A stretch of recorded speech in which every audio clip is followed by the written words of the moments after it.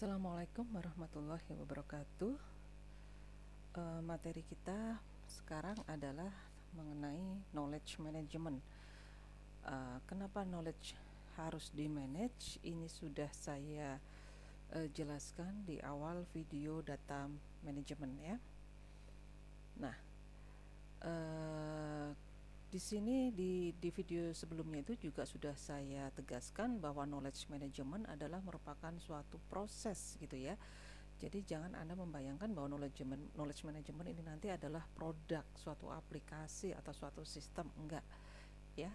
Dia di sini merupakan suatu proses yang membantu organisasi untuk mengelola knowledge atau pengetahuan penting yang ada di organisasi itu.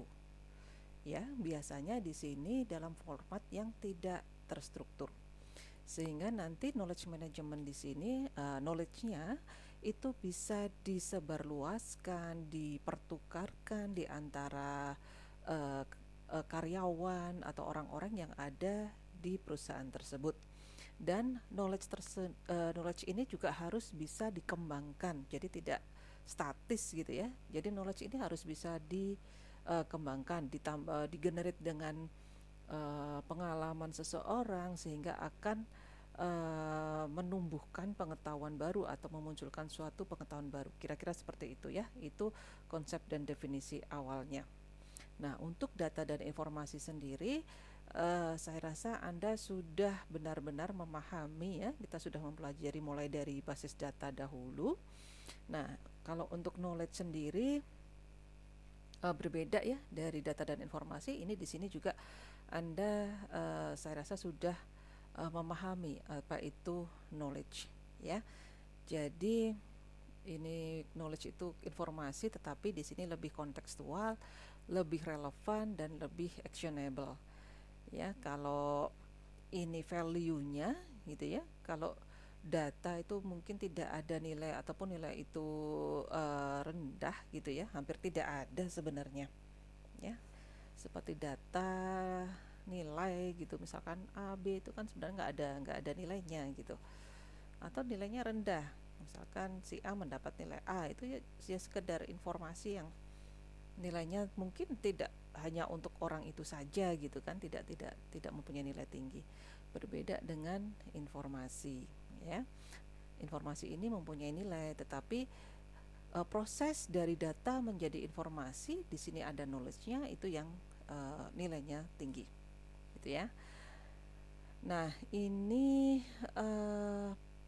perubahan data menjadi informasi gitu ya. Jadi dengan menggunakan teknologi alat-alat yang pengelolaan untuk data informasi ini berbeda-beda, ada improvement di situ, kemudian kolaborasi dari orang-orangnya juga bertambah, sehingga data-data ini nanti bisa diubah menjadi informasi ya, melalui suatu teknologi, melalui kolaborasi. Di informasi juga sama, melalui teknologi dan kolaborasi. Di sini komunitas orang-orangnya bisa menghasilkan suatu knowledge ya.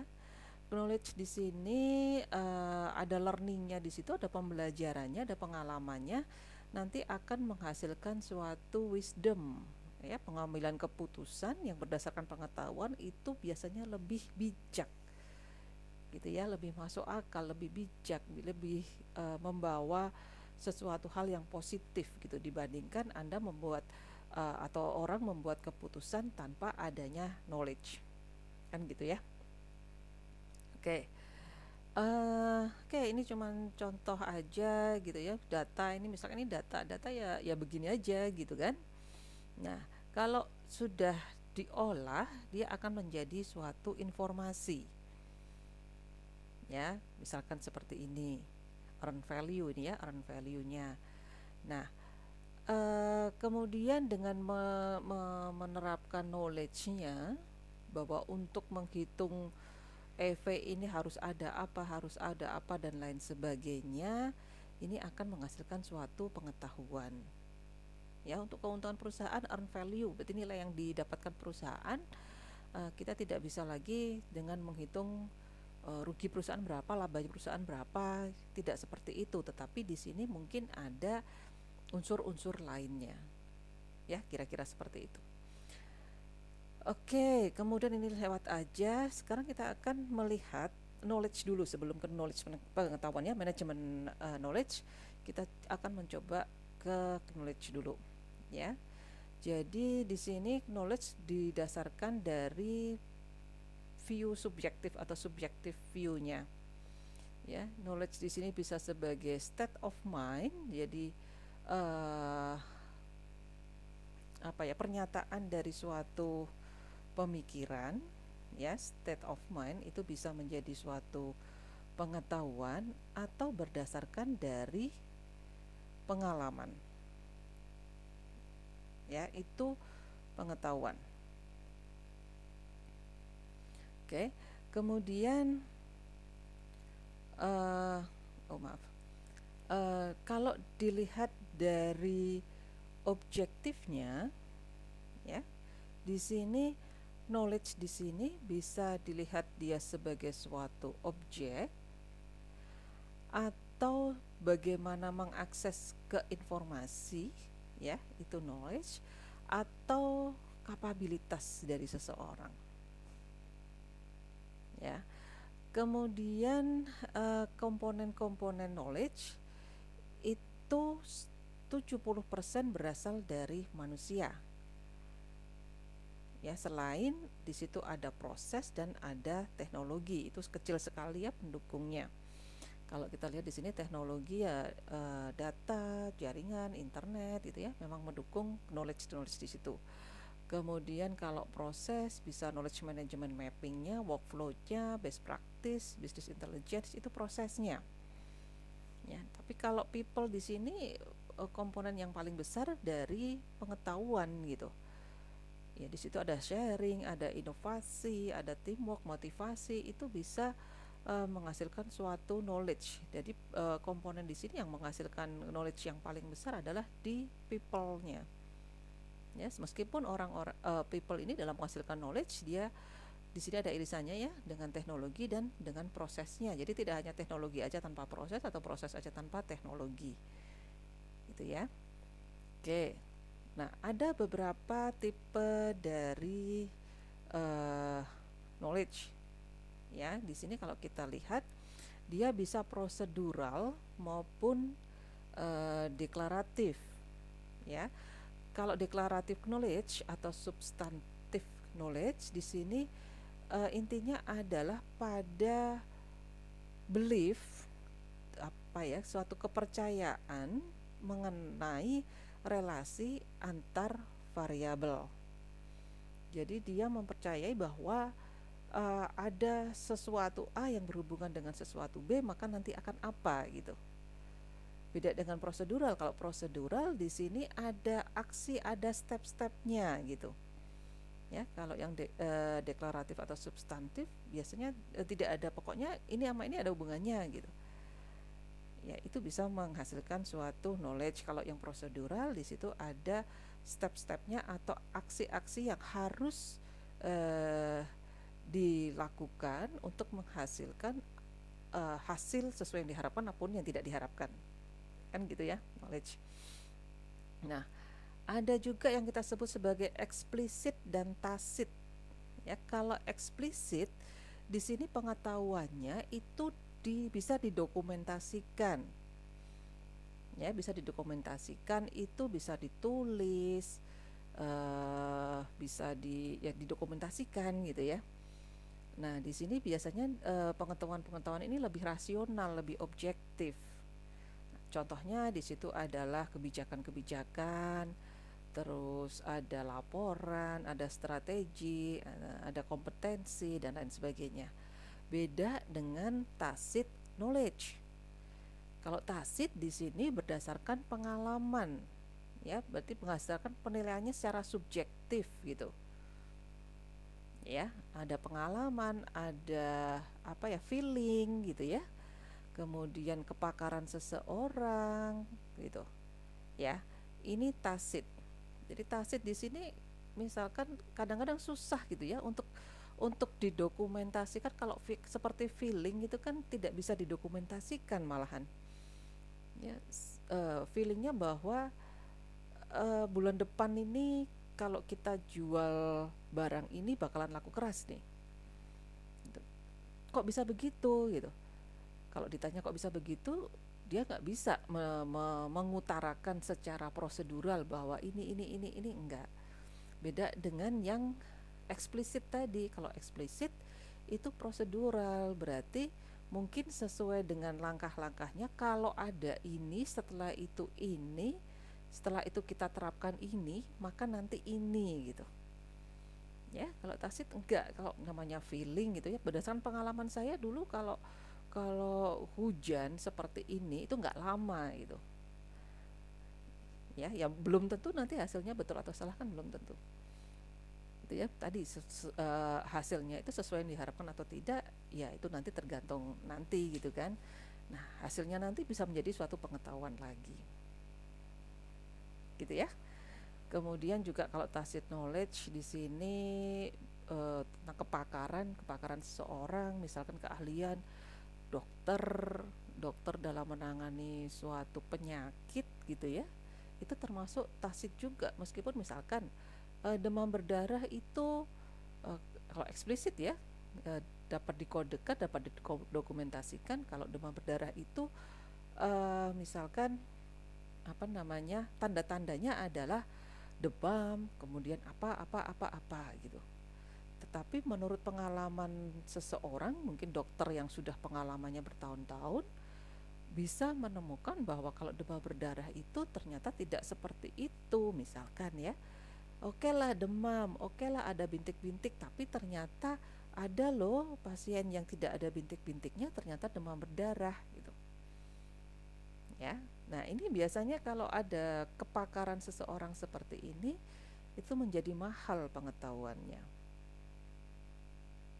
Oke. Kemudian ada yang kita sebut sebagai general dan spesifik. Kalau general di sini ya biasanya pengetahuan-pengetahuan umum, banyak orang yang bisa mengetahuinya, kemudian bisa ditransfer antar orang itu mudah, antar individu itu mudah gitu ya. Beda dengan yang spesifik. Kalau spesifik di sini memang tidak banyak orang yang tahu, hanya orang-orang tertentu atau orang-orang pakar saja yang paham itu gitu. Ya, tahulah sendiri ya contohnya bagaimana. Ada juga pembagian knowledge, pengetahuan berdasarkan technical dan kontekstual. Ya, kalau technical di sini ini yang lebih spesifik gitu ya. Kalau technical di sini itu pengetahuan khusus tentang suatu bidang tertentu. Ya, jadi orang yang pintar di suatu bidang tertentu itu pengetahuannya kita sebut sebagai technically knowledge. Kalau contextually adalah mengacu pada pengetahuan tentang keadaan, waktu dan tempat tertentu di mana pekerjaan itu harus dilakukan. Itu contextually. Jadi suatu pekerjaan itu bisa dilakukan jika waktunya ini, tempatnya ini gitu ya. Nah itu terus kemudian menimbulkan suatu knowledge, itu yang kita sebut sebagai contextually. Jadi ada konteksnya, ada ketentuannya gitu. Nah di sini ilustrasinya Anda bisa melihat di sini antara prosedural dan deklaratif, kemudian ada general, kontekstual dan technical.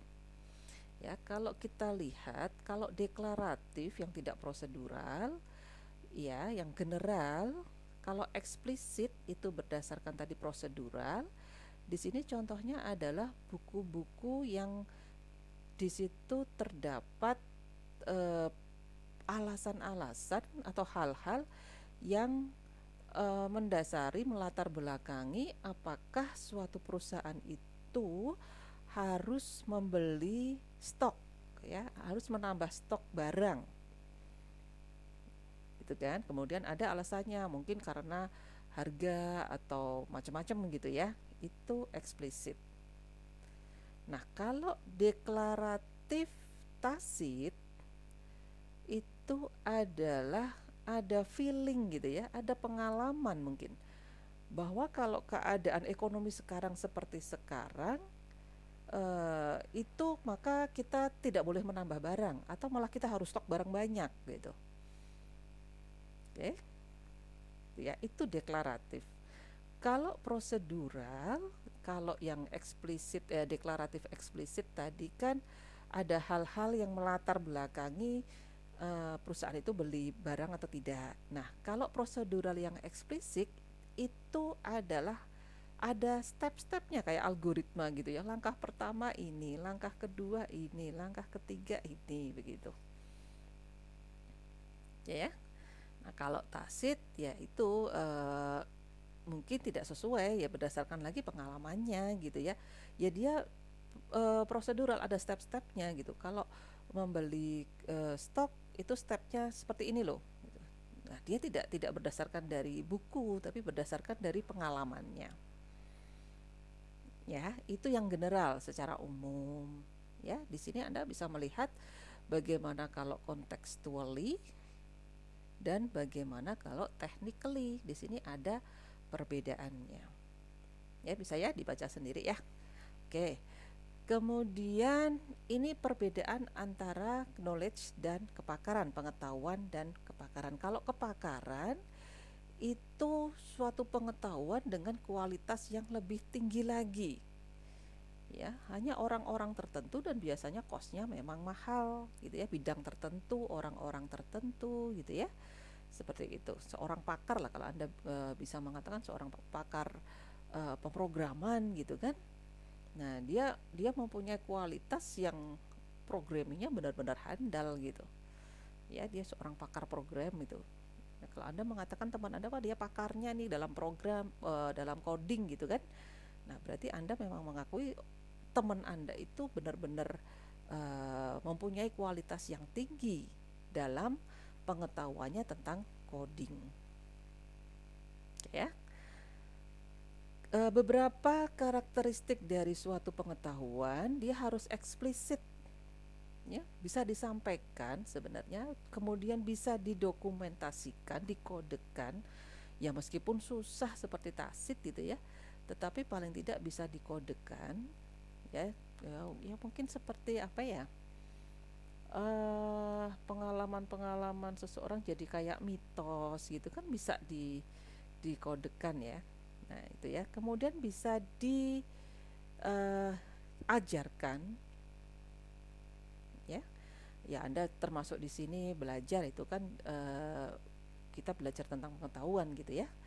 Kemudian ada spesifikasinya, ada kekhususannya.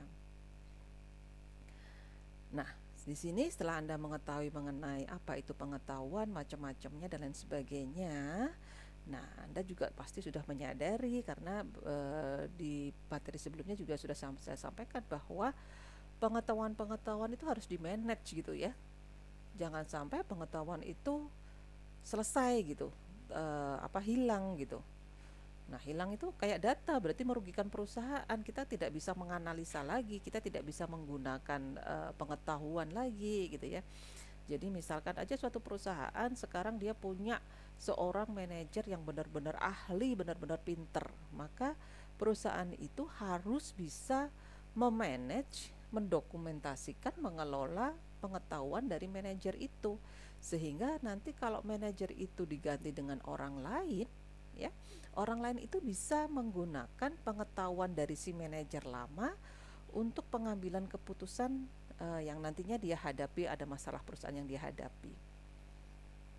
Itu ya. Nah, di sini tadi juga sudah awal secara sekilas di sini ya konsep dari atau definisi dari knowledge management didefinisikan sebagai suatu proses. Sekali lagi sini adalah suatu proses gitu ya, proses atau aktivitas-aktivitas dalam menemukan atau discover, kemudian mengcapture, menangkap, berbagi, kemudian juga menerapkan pengetahuan untuk di sini meningkatkan dampak pengetahuan itu pada tujuan suatu perusahaan. Ya. Di sini juga bisa dalam meningkatkan meningkatkan dampak pengetahuan ini misalkan untuk penghematan biaya dari perusahaan itu. Nah, resource-nya tidak hanya individu di dalam perusahaan itu atau perusahaan itu dari dalam gitu ya, tetapi bisa juga didapatkan dari individu-individu dari luar ya, berdasarkan pengalaman atau pelatihan, atau kita melihat respon dari luar, orang-orang di luar perusahaan atau organisasi-organisasi yang di luar organisasi atau perusahaan itu gitu ya. Misalkan dari pesaingnya kok bisa gini ya, itu gimana sih. Nah, itu kan termasuk pengetahuan gitu ya. Ini ekonomi lagi turun gini kok, pesaing kita kok malah bisa untung banyak gitu. Nah, kalau bisa Anda pelajari, Anda bertukar pengalaman, itu bisa menjadi suatu knowledge. Nah, ada yang disebut sebagai knowledge management system. Ya, di sini mengacu pada penggunaan informasi modern, informasi yang ada pada saat ini yang didapatkan dari internet, intranet, atau dari manapun gitu ya, untuk mensistematisasikan, untuk meningkatkan, untuk mempercepat manajemen pengetahuan intra dan inter perusahaan. Ya, itu kita sebut sebagai knowledge management system. Nah, knowledge management system ini dimaksudkan untuk membantu ruang lingkup perusahaan atau organisasi itu dengan membuat keahlian sumber daya manusia dari organisasi itu dapat diakses secara luas. Jadi bagaimana adanya suatu pengetahuan, keahlian dari expertise dari karyawan perusahaan itu atau sumber daya manusia di perusahaan itu atau di organisasi itu dapat diakses secara luas. Seperti tadi saya sampaikan ya, misalkan ada pergantian manajer gitu ya, ada perampingan sehingga banyak karyawan baru, karyawan itu dipindah-pindahkan, perampingan seperti itu ya. Nah, jadi nanti pengetahuan atau keahlian-keahlian dari pendahulunya itu bisa dipakai sebagai dasar dari karyawan-karyawan yang baru untuk pengambilan keputusan. Nah, teknologi yang digunakan banyak ya. Ada AI, ada discussion group gitu, seperti WAG gitu ya, grup WA itu juga bisa. Ada database, ada DSS, ada IRP, expert system, dan lain sebagainya. Ya, sekali lagi ini teknologinya, toolsnya gitu ya, tapi prosesnya itu yang kita sebut sebagai knowledge management. Jadi Anda jangan bingung gitu ya, nanti Anda sebut bahwa expert system itu adalah knowledge management. Betul, tapi knowledge management di sini adalah prosesnya dari data menjadi suatu knowledge di dalam expert system, di mana nanti knowledge ini bisa dipakai sebagai data lagi atau sebagai pembelajaran selanjutnya. Ya, intinya adalah di prosesnya kalau knowledge management. Gitu ya. Nah, ini ada life cycle-nya dari knowledge management. Jadi di sini ada prosesnya, mulai dari pengetahuan ini. Pengetahuan itu bisa di-create atau diciptakan ketika seseorang itu menemukan suatu cara baru gitu ya, atau menemukan sesuatu hal yang baru dalam melakukan suatu tindakan, atau ketika ada pengetahuan baru yang dikembangkan gitu ya, itu kan di-create. Berarti pengetahuannya adalah ini, tapi orang ini meng-create, menambahkan sesuatu sehingga muncul pengetahuan baru. Ya, prosesnya mulai dari situ, itu di-create. Ya, kalau tidak ada hal baru ya berarti kita gunakan pengetahuan yang lama kan, itu berarti tidak ada penciptaan dari pengetahuan. Setelah pengetahuan itu di-create, kemudian pengetahuan itu di-capture tadi ya, pengetahuan baru tadi kemudian bisa ditangkap atau diidentifikasi gitu ya. Oh, ini ada pengetahuan baru, ini ternyata bagus, ternyata berguna, ternyata berharga gitu. Nah, itu di capture. Kalau yang nggak berguna malah membuang-buang waktu, tenaga, ya nggak perlu di capture gitu ya. Ini hanya untuk pengetahuan yang diidentifikasi sebagai sesuatu yang memang berharga atau berguna bagi perusahaan itu. Kemudian pengetahuan ini bisa disajikan dengan suatu cara yang reasonable, masuk akal gitu ya. Itu capture. Nah, selanjutnya bisa di-refine atau diperbaiki ya.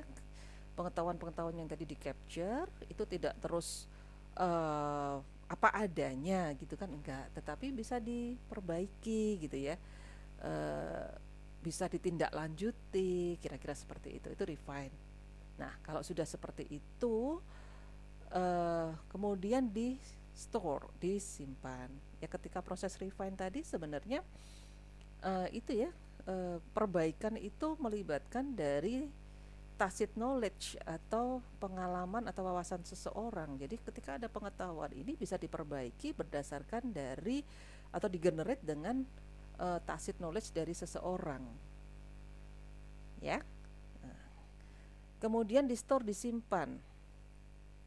Nah, kalau memang pengetahuan itu dirasa berguna, ada nilai positif bagi perusahaan, maka pengetahuan itu harus disimpan. Ya, disimpan di sini tentu saja dengan format yang sesuai di dalam repositorinya, di dalam storage-nya. Gitu ya, sehingga nanti orang lain atau yang butuh dari knowledge itu dapat mengaksesnya. Oke. Nah, setelah disimpan ya tetap harus di-manage, dikelola, harus bisa diperbaharui, harus bisa dikembangkan, harus bisa ditinjau gitu ya, sehingga pengetahuan ini tetap relevan dan akurat.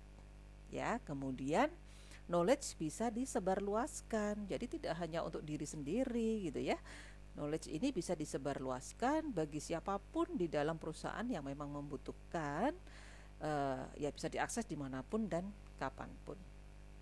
Itu ya, itu sistem cycle dari knowledge management. Nah, kalau kita lihat di sini ada beberapa impact-nya tentang knowledge management ya. Knowledge management itu nanti kan ada knowledge di situ gitu ya. Jadi di sini dampaknya terhadap orang bahwa seseorang itu bisa learning, bisa belajar. Ya, bisa belajar sehingga orang itu bisa beradaptasi ya, sehingga dia bisa nyaman di situ. Ya, kira-kira seperti itu. Kalau terhadap proses organisasi, dampak dari knowledge management di sini bisa mengefektifkan di sini kesalahan-kesalahan itu bisa diminimalisasikan ya, berdasarkan pengetahuan kan membuat keputusan itu menjadi bisa menghasilkan sesuatu keputusan yang lebih bijak, lebih bagus gitu ya. Jadi lebih efektif, lebih efisien ya. Di sini peningkatan dari produktivitas, kemudian cost-nya juga mungkin bisa ditekan gitu ya. Kemudian dengan pengetahuan inovasinya berkembang. Mungkin di situ ada menemukan produk-produk baru sehingga nanti bisa bersaing gitu ya. Dia bisa bersaing. Kalau untuk produk, ya tentu saja knowledge itu akan menambah nilai dari suatu produk. Ya, ada nilainya. Bisa berdasarkan nilai, bisa berdasarkan produk yang berdasarkan pengetahuan. Oke ya, kalau untuk performance-nya. Nah, di sini kalau Anda lihat di performance-nya dari knowledge di sini ya, performance-nya bisa dari visinya, strateginya, keuntungannya, biaya yang dikeluarkannya gitu ya. Performance-nya tentu saja meningkat gitu ya. Kira-kira begitu untuk knowledge management. Terima kasih. Wassalamualaikum warahmatullahi wabarakatuh.